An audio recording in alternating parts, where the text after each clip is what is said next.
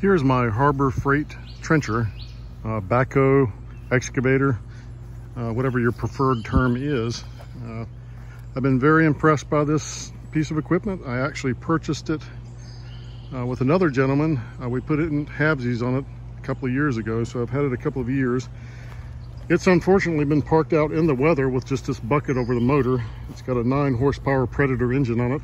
Well, the engine, I have to say, this Predator engine has really been impressive to me. I think, sorry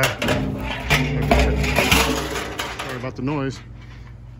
This engine, after I've had it for 2 years, it was old when I got it. It starts on the first try or second try every single time, always has. Now this is after, now I live in a mild climate in North Carolina, so we don't have extreme winters, but I can say that I've had the same fuel sitting through the winter months and just add more fuel to it and it starts right up every time. One of the best gas engines I've ever owned. But that being said, let's talk about the rest of the trencher here. It can be a little bit awkward to operate if you're not accustomed to it, but once you get a feel for it, you can do a lot of impressive work with it. As you can see here, I'm doing a major grading project in my yard. I've dug this whole section of the yard down about 3.5, 4 feet, and I'm doing the rest of the yard. I'm doing a patio and some other work with it. Amazing piece of equipment.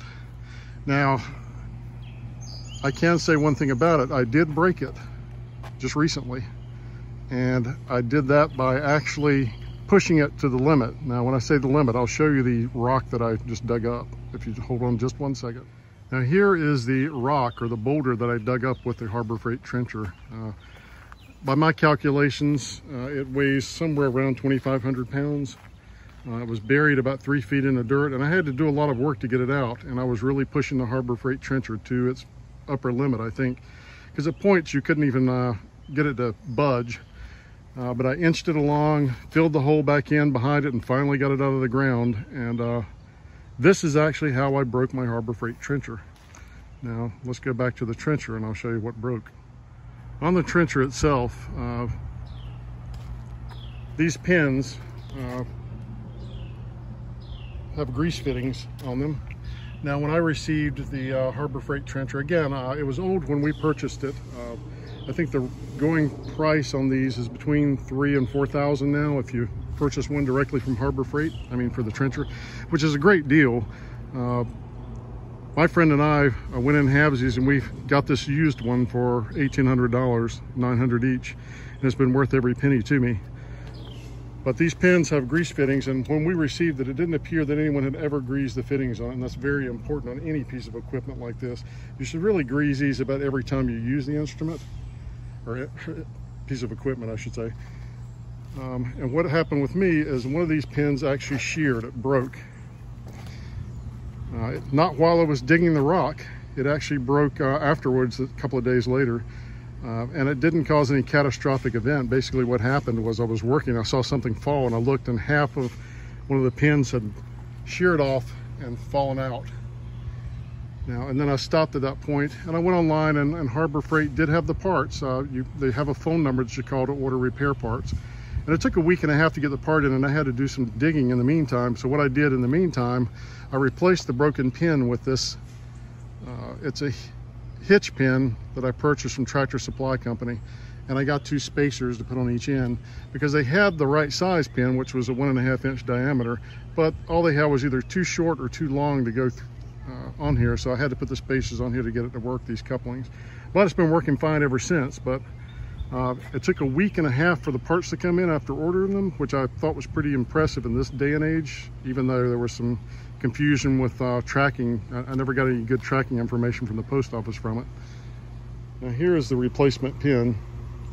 It does have a needle point zerk on the end for grease fitting. You'll notice that it has a hollow shaft where the grease comes out into the opening there, or into the passageway, or whatever you want to call it. Again, I'm putting this in today, replacing the temporary fix, and I should be good to go. Another thing I'm proactively replacing, I find that the pivot pin that's right here for your side-to-side movement, hinging movement on the digger, which we call it the digger here, not the excavator or whatnot. it makes a lot of noise, and it's never been greased, and there isn't even a fitting on it for greasing, just a nut up top so you could get grease in there the best you could, but it makes a horrible noise when running. It may run for another couple of years without an issue, but I figured while I was ordering parts from Harbor Freight, I'd go ahead and order one. The pins themselves I ordered, the price was well, it was under $12 for this pin here. And I ordered two, so I'd have a backup, and they actually shipped 2 boxes with 2 each. So I've got 3 spares now for what I consider the price of 2 pins. So I can't complain. If I do have any shearing off or any problems in the future, I'll have some spares for it. Now here's your pivot pin that goes in this section here, where the digger swings side to side, and it goes right in this assembly here. I'll be replacing that today as well before I operate the trencher. Afterwards, maybe I'll shoot some video, because it took me a while to figure out how to really dig effectively with this piece of equipment. But once you do, it is an amazing, amazing, powerful tool. I can move a lot of dirt. This, along with, I have a 25 horsepower Coyote tractor. I have a Coyote 2520 tractor with a front end loader. With the 2 of them, I've been able to dig and move a tremendous amount of dirt. I can't even show you all the dirt that I have moved. I'm actually adding onto my yard down here. We're getting ready to put a patio in. So this entire portion of the yard is in flux. I dig steadily with the Harbor Freight trencher. And then when the time comes to move dirt out of my way, I use the front end loader. But it does an amazing job.